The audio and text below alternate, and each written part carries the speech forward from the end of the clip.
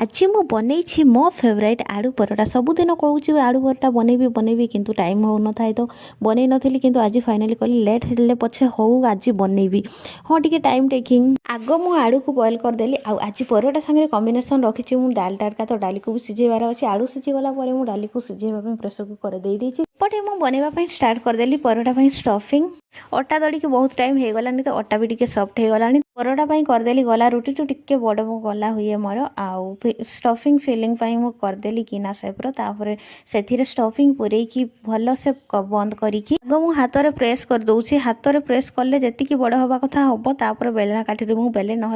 बेसी बेलला बेलू परोटा सब फाटी तो से हाथ में आग प्रेस करे तापर बेलना काठी बेले हेले कम फाटे चलो मो परोटा बहुत सुंदर बेली फाटिनी हाँ गोटे दुईटा जगार फाटी सेमती तो फाटे परोटार भितर देखु आलू चारिआडू स्प्रेड होती टेस्ट लगुला।